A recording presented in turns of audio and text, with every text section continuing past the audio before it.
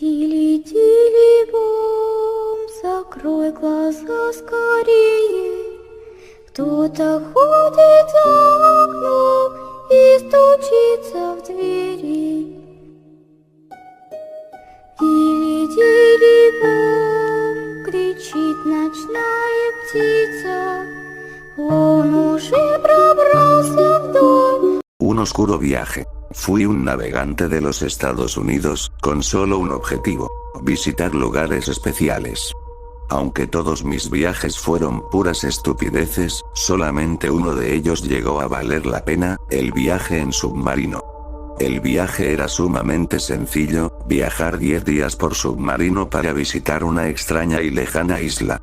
La tripulación estaba conformada por 3 personas: el capitán Johnson, mi amigo Mike y yo.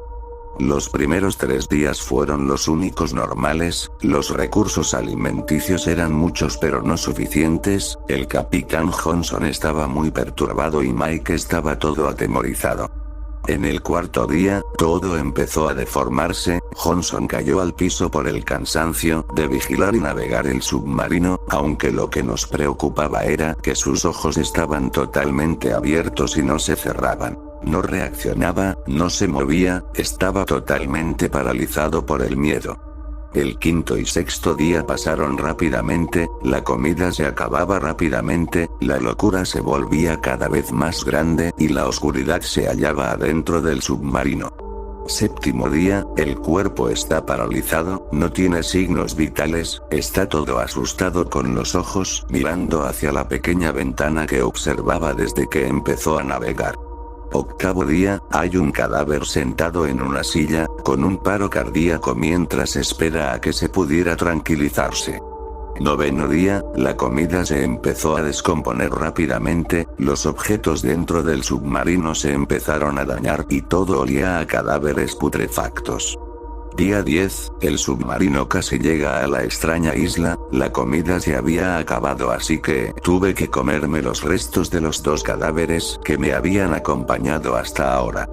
Miré al cadáver del capitán Johnson y me di cuenta de que aún estaba mirando hacia la ventana. Me acerqué un poco a la ventana y la limpié debido a que estaba demasiado sucia. Al haber visto lo siguiente me explicó por qué el capitán se había asustado tanto que se murió.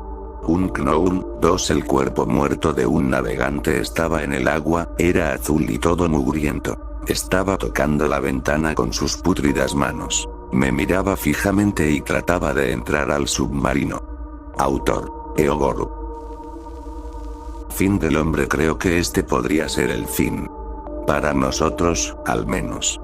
Ya sabes, hombre, y todo lo que hemos logrado. He tenido mucho tiempo para pensar en ello desde la última vez que vi el sol, la última vez que lo vería. No es el fin del mundo, pero sí lo es para nosotros. Supongo que empezó hace casi un mes, pero podría ser más tiempo. Solo los relojes esparcidos por la casa me indican cuánto tiempo, y la mitad ya no sirven. En fin, me estoy desviando del tema. Salió en las noticias. Un crucero se hundió sin motivo alguno. No sufrió daños, simplemente fue arrastrado. El resto de las historias no tardaron en aparecer. Todo en el agua se hundía. Las plataformas petrolíferas desaparecieron. La gente en la playa fue arrastrada al abismo. Nadie parecía capaz de explicar por qué estaba pasando esto. Ya nada flotaba. Fue extraño. Esto llenó las noticias durante un par de días hasta que se volvió aún más aterrador. Fue durante una transmisión que las cosas empeoraron. Era un reportaje desde una playa, un reportaje sobre este extraño fenómeno. Simplemente repetían la misma pregunta que todos nos habíamos estado haciendo durante días. De repente, el pánico pareció apoderarse del rostro de la reportera. Gritó cuando la cámara se inclinó rápidamente hacia abajo. Tenía los pies hundidos en la arena hasta la espinilla. Recuerdo sonreír con suficiencia, pensando que era solo una reportera demasiado sensible metiéndose en líos, pero entonces la cámara se cayó. Los 10 segundos restantes, más o menos, mostraron no solo a la reportera hundiéndose en la arena, sino a todos, todo el circo mediático que había llegado a la playa para cubrir la misma historia. La reportera que hacía un minuto estaba hasta la espinilla ahora estaba hasta el pecho. La toma de gente retorciéndose, gritando y hundiéndose terminó poco después, cuando la arena engulló la cámara. Las noticias se quedaron unos días más, pero no había nada que decir. Algunos culpaban a los socavones de lo ocurrido en la playa, mientras que otros los desmentían desde la seguridad de su estudio en el centro. Las noticias ahora eran una pérdida de tiempo. Era mucho más fácil mirar por la ventana. Afuera, parecía más o menos un pueblo fantasma. Todos estaban dentro, con miedo de salir de sus casas. No parecía tener sentido. Las calles y las aceras estaban siendo absorbidas por la hierba y la tierra. Las señales de tráfico y los semáforos estaban siendo consumidos por las plantas. Las casas tampoco estaban exentas. Algunos intentaron correr, saltando de tejado en tejado, buscando un terreno más alto. De vez en cuando, al repasar lo que quedaba de las emisiones de televisión, se veían rascacielos convertidos en campos de refugiados. Había salido de casa una vez desde que empezó esto, cruzando los tejados. Era un intento de conseguir provisiones en un supermercado cercano, pero ese plan parecía una pérdida de tiempo. La tienda estaba hecha un desastre cuando llegué. Estaba saqueada y pillada. Tenía todas las pruebas que necesitaba para ver lo grave que era todo. Es fácil negar algo como lo que fuera, hasta que realmente parece afectarte. Cuando volví a casa, noté algo. Mi coche había desaparecido. Bueno, casi. Aún se podía ver la parte superior asomando entre la maleza y la tierra suelta. No era solo mi coche, eran todos. Vehículos más grandes seguían a la vista, solo parcialmente ocultos, pero también se estaban hundiendo. Unos días después, mi piso inferior estaba completamente bajo tierra. Había logrado bloquear las ventanas y la puerta para que no se desbordaran por la suciedad, pero ahora era solo una celda. Un mausoleo. No era un lugar donde quisiera estar. Pasaba la mayor parte del tiempo junto a una ventana del piso superior, contemplando el mundo hostil del exterior. Mi vecino murió ayer. Se cayó del tejado y se lo tragó la tierra. No es el primero en hacerlo. Lo más notable fue el motivo de la caída. Intentaba impedir que su perro saliera.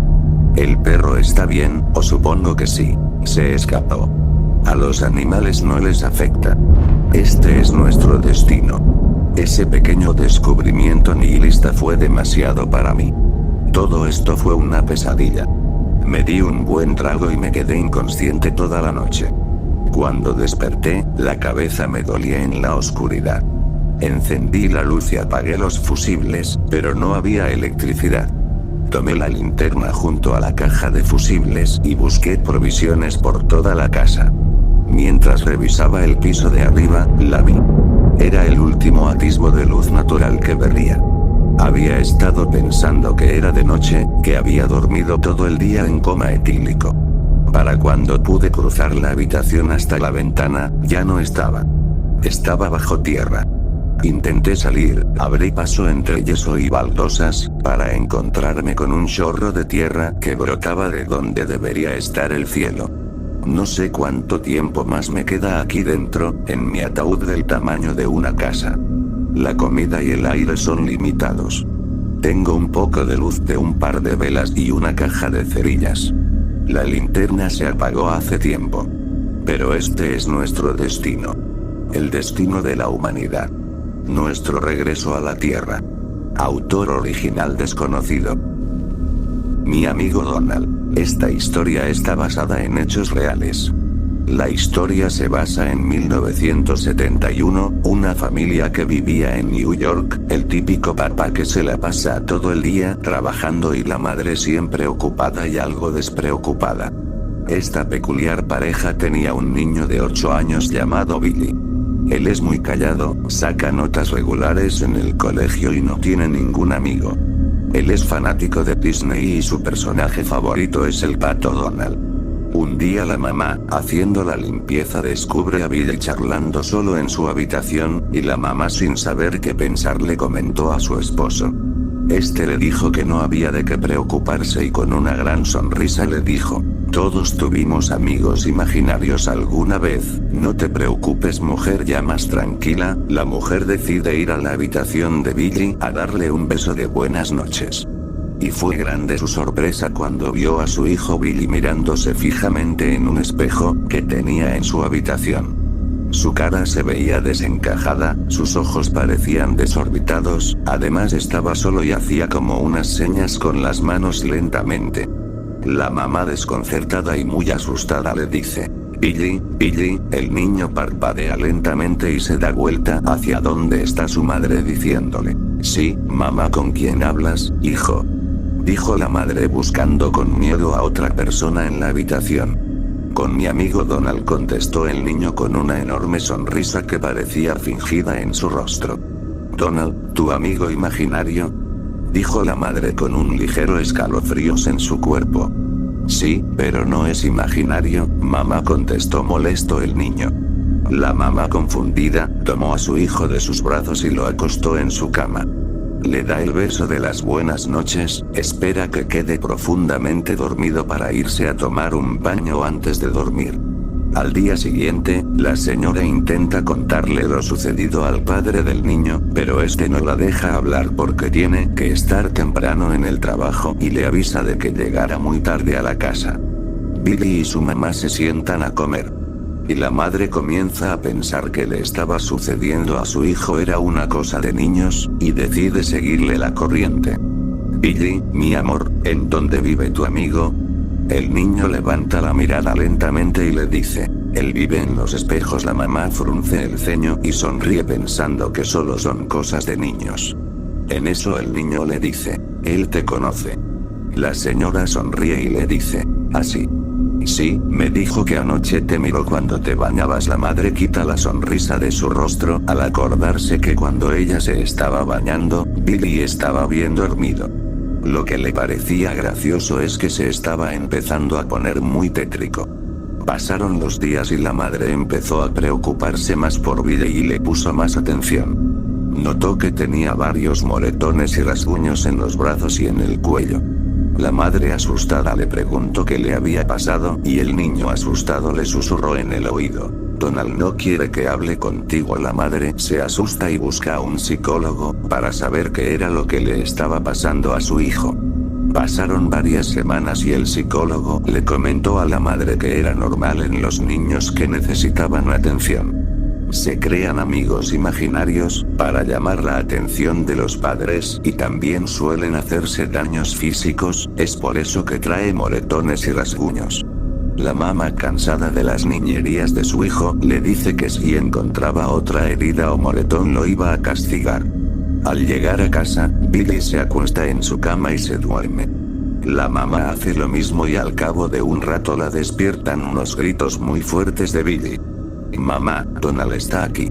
La mamá, sobresaltada, corre al cuarto de su hijo y al no ver nada se molesta y le grita: te dije que dejaras esos juegos, se acabó, no saldrás de aquí hasta que pienses en todo lo que estás haciendo.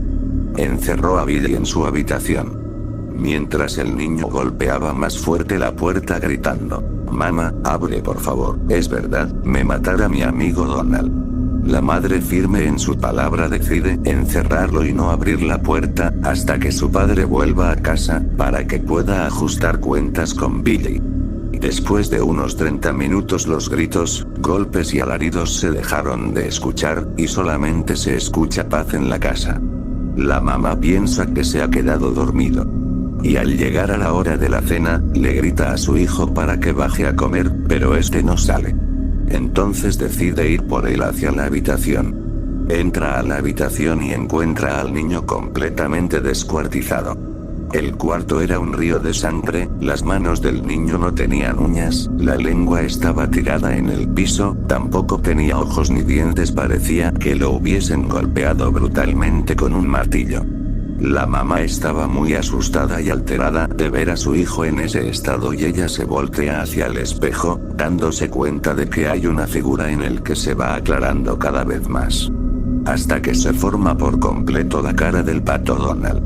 Pero no era el Donald común, su mirada y su piel era blanca, sus ojos eran negros como si estuviesen unidos. Su cara no expresaba ningún gesto hostil, y tenía unas pequeñas pupilas azules que la miraban fijamente. La mujer murió de un infarto. El padre se volvió completamente loco, pero no solo por el hecho de que su familia haya muerto, sino porque días después, conocidos de este señor le dieron el testimonio que el señor les había contado. En el retrovisor de su coche, veía la cara diabólica de un pato que lo miraba fijamente. Un memorándum para los miembros del elenco de Disney. La prioridad principal de todo miembro del elenco de Disney es la comodidad y seguridad de nuestros invitados. Por esta razón, todos los empleados de Disney World deben obedecer las siguientes reglas. Su incumplimiento resultará en una sanción disciplinaria. Pidan permiso para examinar las fotografías que nuestros invitados han tomado. Sean amables. Busquen anormalidades. Si alguna es encontrada, llamen a seguridad. Pueden distraer a los invitados con mercancía gratis. Cada séptima fotografía tomada en la atracción del dinosaurio debe ser eliminada. Si esto se cuestiona, expliquen que hubo un error técnico y ofrezcan Fastpass. Los rumores de tiburones o cocodrilos dentro de Tiburon Lagoon son falsos. Sin embargo, no se permite nadar afuera de las piscinas designadas en propiedades de Disney. Los lagartos muertos son comunes cerca de Tiburon Lagoon. Simplemente evacúen el área, llamen a seguridad y luego tomen nota de cuánto ha sido comido. Solo hay un Mickey en la intemperie a la vez. Si encuentran un segundo Mickey teniendo una sesión de autógrafos, busquen los agujeros en sus ojos. Todas las trajes de Disney tienen ojos agujereados. Si no encuentran los agujeros en los ojos, permitan que la sesión continúe, pero prohíban las fotografías. Llamen a seguridad tan pronto como la sesión concluya. Si encuentran un segundo Mickey por los alrededores, atráiganlo hacia los túneles. Es para eso que los patos están ahí. Después retírense con prontitud y no miren atrás. La unidad de seguridad de Disney World no utiliza vestimenta marcada. Si ven a alguien con una camisa que dice seguridad de Disney, clausuren esa sección del parque inmediatamente. Seguir estas reglas ayudará a garantizar un viaje seguro y placentero al lugar más feliz de la Tierra. Así que manténganse informados, y manténgase a salvo. Lista de compras. Recibió una llamada de su madre. Debido a que su automóvil había estado en el taller, le pidió que fuera al supermercado a traer algunas cosas por ella. Pan, leche, cereal y pechugas de pollo. Después de apuntar todo, entró al auto y fue a hacer el recado. La cajera le hizo un comentario extraño. No estamos en riesgo de quedarnos sin leche, ¿sabes? Tras llegar a la casa, llamó a la puerta varias veces.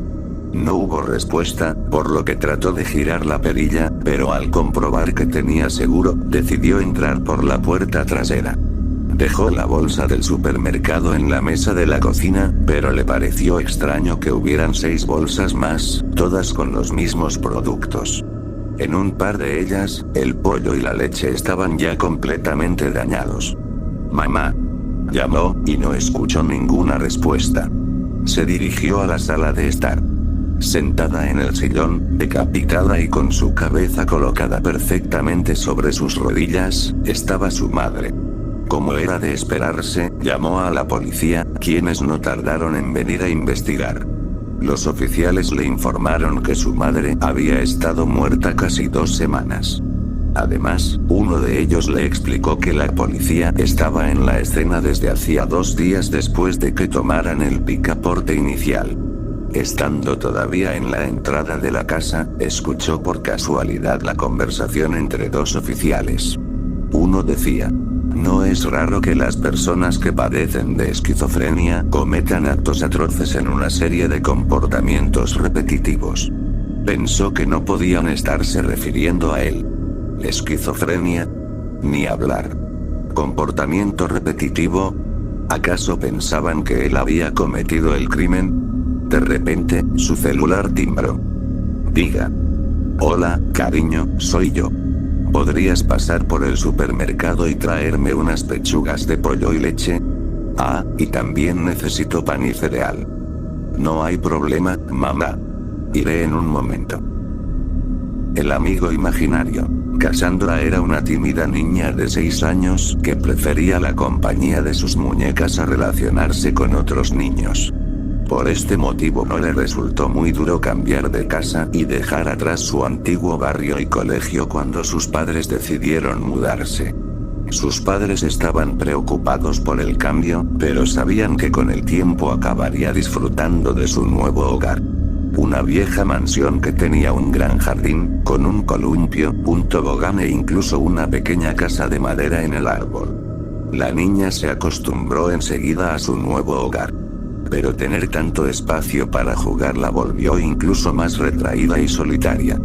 Cassandra solía subir con sus muñecas a la casa del árbol y pasaba allí varias horas hablando sola, según ella con su amiga Ana. Los padres no le dieron mucha importancia, pues sabían que a esa edad eran comunes los amigos imaginarios. Las vacaciones de verano pronto acabarían y con el nuevo curso escolar haría nuevos amigos en clase. Los días pasaban y el comportamiento de la niña cada día era más extraño, casi no hablaba con sus padres y aprovechaba cualquier momento para refugiarse en su casita del árbol. Los padres podían escucharla hablar durante horas con su amiga Ana. Pero lo que más les preocupaba era que cada vez conciliaba peor el sueño, hablaba dormida y parecía sufrir pesadillas, pues era habitual que entonara frases como tengo frío, no puedo ver o ayúdame. Una noche la madre sintió pasos en el pasillo, asustada avisó a su marido, quien salió a ver y se encontró a Cassandra caminando sin rumbo. La niña parecía sonámbula y, cuando su padre la llamó, se despertó totalmente aturdida y sin saber qué hacía de pie fuera de su habitación. Cada vez las incursiones nocturnas de Cassandra eran más atrevidas y se alejaba más de su cuarto. Sus padres tenían miedo de que la niña saliera a la calle, sola y por la noche. Así que decidieron llevarla a una clínica del sueño en la que podrían monitorear sus hábitos de sueño para tratar su sonambulismo. Pero tras pasar 2 noches no se detectó nada extraño, de hecho en ambas ocasiones Cassandra durmió plácidamente toda la noche. El psicólogo tampoco ayudó mucho, únicamente les confirmó lo que ellos ya sabían, que tenía una amiga imaginaria que se llamaba Ana y que tenía su misma edad. El psicólogo le restó importancia al hecho y les dijo que era relativamente frecuente, y más teniendo en cuenta que la niña prácticamente no tenía amistades. Les recomendó que pasaran más tiempo con ella y que trataran de relacionarla con más niños de su edad para que Cassandra fuera, poco a poco, olvidando a Ana y centrándose en sus amistades reales. Los padres siguieron al pie de la letra las indicaciones del psicólogo, pasaban cada vez más tiempo con ella y la dejaban poco tiempo libre para que fuera a charlar con Ana en su casa del árbol. Pero eso no hizo más que empeorar su ataque de sonambulismo, parecía como si el tiempo que ya no pasaba con su amiga imaginaria por el día lo compensara por la noche. Sus sueños parecían cada vez más vívidos, y en un par de ocasiones el padre la encontró a punto de salir al jardín. La niña cada vez parecía más agotada y con el cansancio acumulado era como si cada noche perdiera más el control y pasara más tiempo sonámbula. Una noche el padre sintió como alguien bajaba la escalera, al ver a su hija en la puerta de casa un frío le recorrió la espalda. Al contrario que en otras ocasiones, cuando llamó a Cassandra la niña pareció ignorarle y solamente le dedicó una mirada fugaz antes de abrir la puerta y salir al jardín. Los ojos de su hija parecían otros, era como si no la reconociera. Asustado, bajó las escaleras y salió corriendo detrás de ella mientras la niña avanzaba en dirección a la casita del árbol. Cuando estaba a pocos metros del lugar, la niña se agachó mientras balbuceaba algo que su padre no podía entender. Cassandra comenzó a excavar el suelo con sus manos. Su padre al llegar a su lado la escuchó decir: tengo que salir, aquí hace mucho frío. Su padre la abrazó y sintió que su hija estaba congelada, era como si no respondiera y luchaba por seguir cavando, sus pequeños dedos estaban ensangrentados por arañar la tierra y golpearse con las piedras que había en el suelo. Se había roto un par de uñas y aún así parecía no despertarse. El padre no sabía qué hacer mientras la niña pataleaba y le pedía que la soltara y la dejara continuar. De repente, como si se le encendiera una luz en la cabeza, el padre dejó de llamarla por su nombre y la llamó Ana. En ese momento la niña se giró y dejó de luchar mientras se le quedó mirando. Ana, ¿eres tú?, dijo el padre. La niña le miró fijamente con unos ojos que imploraban que la ayudasen. Un par de segundos después se desmayó, al instante abrió nuevamente los ojos y esta vez Cassandra con su propio cuerpo miró asustada en todas direcciones como intentando comprender dónde estaba y por qué le dolían tanto las manos.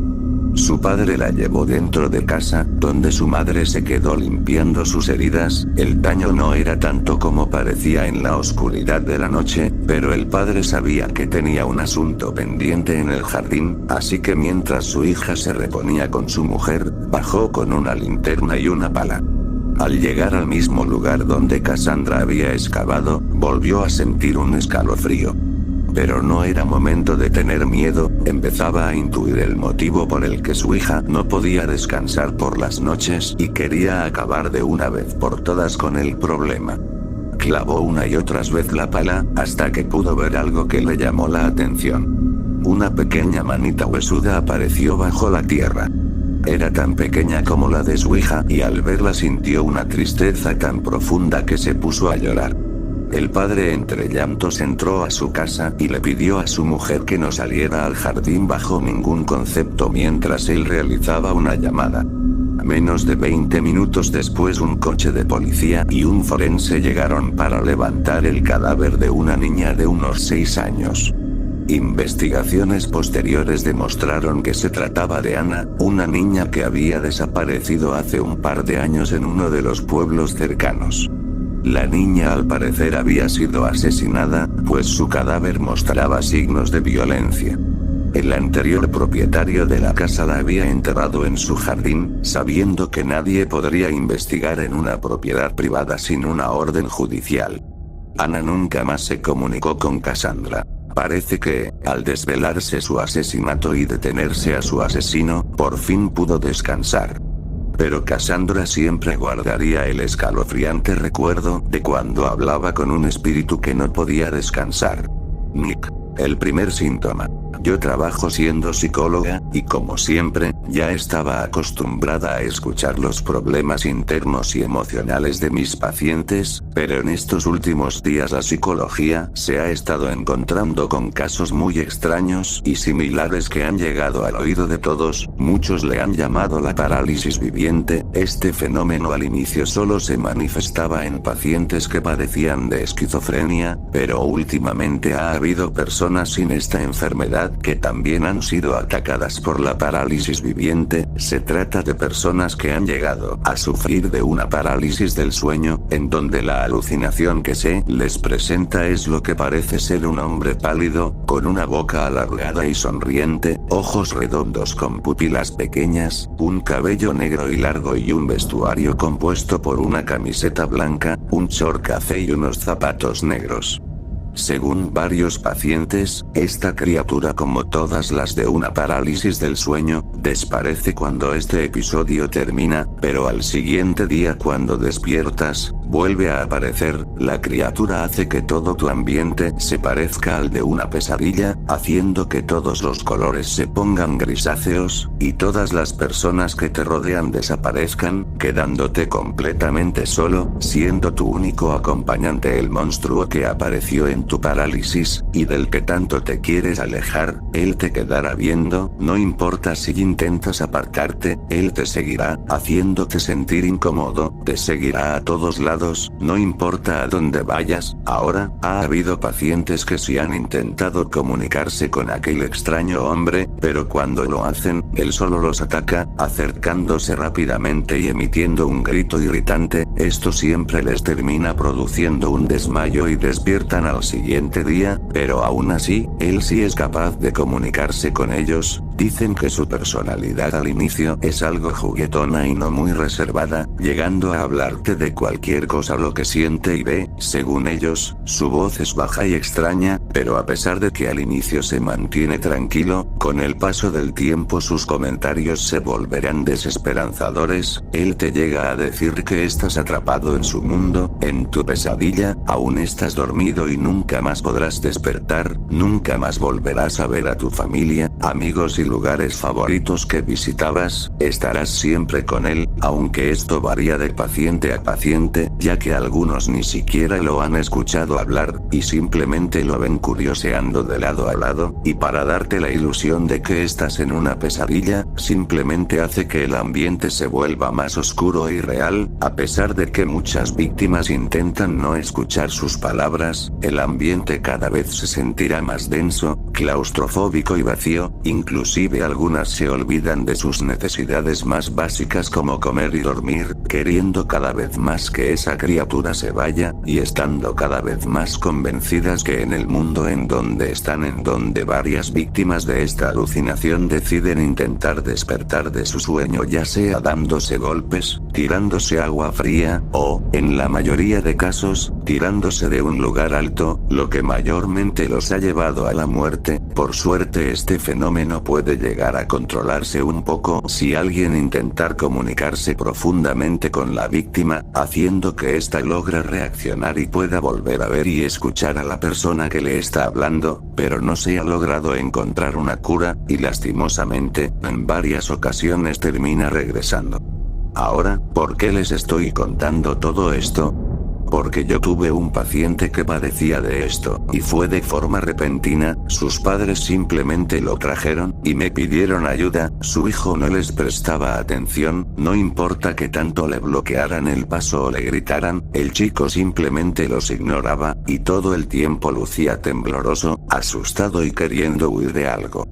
Cuando me contaron todo aquello, yo no sabía qué hacer. Ya había escuchado esto de la parálisis viviente hace un mes atrás, y parecía que él cumplía con los síntomas, pero en ese entonces no había mucha información sobre esto, solo se explicaba la extraña conducta que llegaban a tener, pero no había un análisis profundo ni metodologías, ni siquiera se sabía que era causada por alguna alucinación. De hecho, en ese entonces solo era llamada como fenómeno de la ley del hielo. Aún así, intenté hacer lo posible por ayudar, fui cuidadosa con él, y me llegué a comunicar con algunos doctores para que me ayudaran. Al inicio el paciente sí logró comunicarse, diciéndome que tenía miedo, que él lo estaba persiguiendo. Todo parecía dar frutos, pero luego regresó al mismo estado. Aún así el paciente me logró conocer y supo que yo era su ayuda. Quizás eso lo animaría un poco, pero aún así no logré avanzar más. Al final llegué a la conclusión de que padecía de esquizofrenia y receté unos medicamentos esperando a que diera efecto, pero no funcionó. Luego de unos meses el paciente se suicidó, se lanzó de un puente alto que estaba cerca de su pueblo. Aún así, sus familiares me entregaron su diario. Ellos dijeron que encontraron una nota ahí, la cual decía: hola doctora, me gustaría que leyera mi diario, quiero que escuche mi historia. Al inicio no sabía si leerlo, sé que un psicólogo debe analizar los pensamientos de un paciente, pero no me gustaba hacerlo de esta forma, pero tenía que verlo, por algo me dio su diario. Día 1. No sé qué está pasando, acabo de despertar y estoy viendo en este mismo instante a ese monstruo que apareció en mi parálisis del sueño que tuve ayer. Dios, es horrible. Por suerte solo lo puedo ver en la cocina, estando de espaldas, pero aún así estoy realmente preocupado. Se siente tan real, se lo quiero decir a mis padres, pero me van a tomar como un loco, aunque si mañana esto sigue, no dudaré en hablar con ellos. Hasta mientras dormiré con la lámpara prendida y seguro en mi puerta. Día 2. no puedo parar de llorar, no logro encontrar a mis padres, los intenté buscar por todos lados, llamé a sus trabajos suponiendo desesperanzado que me iban a responder con un no vinieron al trabajo, pero no, en lugar de eso me dijeron que, si estaban, qué gracioso, se fueron temprano al trabajo sin avisarme, Dios, casi me matan del susto. Suspiro, demonios, mis padres aún no llegan, ya es de noche, esto no me gusta, llamé a la policía, pero los malditos cuando vinieron a mi casa dijeron que ellos estaban ahí, que estaban en la sala, yo me enojé, era obvio que estaban bromeando conmigo, les insistí, pero me seguían diciendo que estaba ciego, yo, solo les cerré la puerta en la cara, y fui a llorar a mi habitación por segunda vez, luego del llanto fui a la cocina, tenía ganas de comer algo que me animara, pero no pude, porque ese maldito monstruo seguía ahí, yo solo salí corriendo de mi casa, pero repentinamente me teletransporté a mi habitación, acostado en mi cama, luego se apagaron las luces, y se cerró la puerta, yo no hice nada, estaba tan asustado que simplemente decidí irme a dormir, esperando que al siguiente día todo regresara a la normalidad. Día 4. No hay nadie, no hay nadie, no hay nadie, la gente me abandonó, todos me abandonaron, y esa cosa ahora está en mi habitación, no están mis padres aún, intenté llamar a la policía otra vez, pero no aparecieron, salí afuera, a pasear por la calle, para ver si mis padres estaban por algún lado, pero no hay nadie, ni una sola persona, ni siquiera un animal común como un perro, no hay nada, ya no sé qué hacer, todos desaparecieron o se fueron. Bueno, supongo que ahora voy a dormir en el sillón, por suerte siempre tengo comida preparada en la mesa. Día 5. Estoy ahora, tomando el sol, afuera, sin saber qué hacer, he intentado entrar a las redes sociales para comunicarme con alguien, pero no funcionan, solo están en blanco, pero, ahora estoy más feliz, sentí que alguien me tocó el hombro y escuché una voz muy baja, parecía ser la voz de mi padre, no entendía qué me intentaba decir, pero, escuchar su voz fue lo mejor. Luego de unos minutos de sentir que me tocaban el hombro, me teletransporté al auto de mi casa, el cual se estaba moviendo, luego a una clínica, y luego a una habitación, parecía ser la de un psicólogo, estaba asustado al inicio, pero luego escuché la voz de una mujer, pero al final se cortó. Día 8. Se repite lo mismo, no están mis padres y soy el único que está en este planeta, pero otra vez me teletransporté a la misma habitación de aquella vez, pero ahí vi a una mujer adulta, con la misma voz que escuché anteriormente, ella me comenzó a hacer preguntas, pero a mí no me importó, solo me acerqué a ella y la abracé, le pedí ayuda, le intenté decir rápidamente todo lo que me estaba pasando, pero a inicios de la explicación ella desapareció, ya no estaba más. Día 10. Ya no sé qué hacer, solo voy a dibujar. Día 12. Ese monstruo que estaba en mi habitación se comenzó a mover, sí, se comenzó a mover, y lo que está haciendo ahora es verme, solo verme, y me sigue a todo lugar que vaya, de seguro quiere hablar conmigo, trataré de conversar con él. Día 13. Me comuniqué con él, pero solo me atacó, al momento de hablarle y preguntarle cosas, comenzó a echar un fuerte grito y corrió hacia mí, no sé lo que me hizo, pero eso hizo que me desmayara, y recién ahora acabo de despertar. Día 15. Me siento demasiado incómodo, ese maldito solo se me queda viendo, lo único que puedo hacer ahora es dibujar y dibujar, es lo único que me relaja en estos momentos, él es raro, su forma no es humana, quizás sirva para un buen retrato, lo voy a dibujar, y por qué no, ponerle un nombre, no quiero solo llamarlo por las mismas palabras. Imagen dibujo creepypasta día 17. Vaya, Nick me acabo de hablar, eso me hizo creer que finalmente podría conversar con él, así que le respondí, pero no, otra vez me atacó, al parecer solo tengo que escucharlo. Día 18. Nick solo habla y juega, cuenta cosas sobre mí, sobre mi casa, sobre el mundo, yo ya no sé si quiero que se vaya, por más horripilante que sea, es el único ser con el que tengo contacto. Día 25. Oh Dios, esto es muy gracioso, en serio, no puede ser. Nick me acaba de decir que estoy en un maldito sueño, que estoy en una pesadilla y nunca podré salir. No sé si creerle, me puede estar mintiendo. Quiero decir, si todo es un sueño, ¿qué hay de aquella mujer que vio de la voz de mi padre? ¿Será que aquella mujer es parte de mi imaginación y mi padre me intenta despertar? Entonces todo lo que escribí en este cuaderno es una mentira, pero quiero que alguien lo lea. Día 26. Me tiré agua fría para despertarme y Nick se dio cuenta. Él se comenzó a acercar a mí y me repitió una y otra vez la misma frase. Ve a dormir, creí que me iba a matar, era mi fin, pero solo me está repitiendo lo mismo, y cada vez lo hace con una voz más alta. Ya no puedo más, es obvio que esto es un sueño, uno muy largo, solo tengo que despertar y finalmente estaré en mi hogar. Ahora todo se está poniendo oscuro, cada vez me siento más mareado, y Nick ahora me persigue y grita cada vez más alto que me vaya a dormir. Se ha vuelto alguien más violento y agresivo, da miedo. Por suerte ya llegué al puente, me da miedo saltar, pero no me puedo quedar aquí. Este fue todo el diario. Fue horrible saber que no pude salvar a ese chico, pero ahora tengo más información sobre este extraño fenómeno. El informe que voy a hacer va a ser de mucha ayuda, podría hacer que las investigaciones sobre esta extraña alucinación avancen. Luego de hacer todo mi trabajo, finalmente llegué a casa, y mi esposo me recibió algo distraído, pero cálido. Le pregunté cómo le fue en su trabajo, pero él en vez de responder mi pregunta, me preguntó algo con mucho entusiasmo, como si lo hubiese ocultado por mucho tiempo. Querida, ¿ya leíste el diario de ese chico? Sí, y no entiendo por qué te causa tanta emoción esto del fenómeno de la ley del hielo. Eres un investigador policial, no un psicólogo, le dije muy extrañada. Mira, luego te lo explico, pero ahora quiero que me digas si en ese diario tu paciente describió a la criatura. Sí, incluso le hizo un dibujo. Muéstramelo por favor. Bien, pero relájate, ok, le decía mientras pasaba las páginas del diario buscando ese extraño dibujo. Mi esposo al verlo, no pudo evitar sorprenderse, sus manos estaban temblando, y en ese estado me dijo.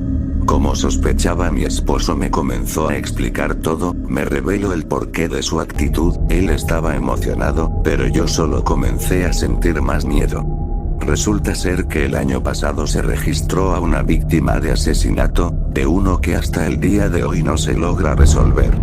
Antes de su muerte, la víctima era conocida en el pueblo por ser un hombre meramente extraño. Al parecer él sufría de una ansiedad social muy fuerte, no salía de su casa casi nunca, y ya no tenía más amigos ni conocidos, se alejó de ellos. A él le daba miedo el mundo exterior, solo salía para hacer algunas compras, el único con el que se comunicaba era con su hermano menor. Según varios de sus conocidos, él antes era un hombre normal y agradable, solo era algo tímido e introvertido. Fue cuando vino el mismo año en donde murió, cuando comenzó a actuar de esa forma tan distante. Según su hermano, se había vuelto paranoico y tenía miedo, mucho miedo, se la pasaba diciendo que estaba siendo absorbido, que ya no iba a ser el mismo, que ya no iba a estar en el mundo que tanto disfrutaba. A finales del año, este hombre fue encontrado muerto en su casa, estaba tirado en el suelo con sangre en la cabeza, por el tipo que había sido asesinado, pero eso no fue lo más interesante. Lo interesante era su apariencia. Antes de su muerte él lucía como una persona normal, era un hombre de estatura mediana con pelo largo y negro, piel blanca y ojos azules, pero cuando su cadáver fue encontrado, este lucía completamente diferente, sobre todo en el rostro. La piel del hombre era completamente blanca, no tenía párpados, y su boca era alargada, lucía tal y como las personas con parálisis viviente describían a Nick. Al inicio se creía que tenía esa apariencia porque su cuerpo estaba en un estado de descomposición avanzado, luego se creyó que su asesino lo dejó de esa forma, incluso hubo gente que creyó que él mismo siguió esa fealdad, pero luego de varios estudios se descubrió que su anatomía obtuvo esa forma por sí sola. Hasta el día de hoy no se sabe quién lo asesinó, porque no se lograron encontrar huellas, inclusive algunos policías han propuesto que pongan su muerte como un suicidio.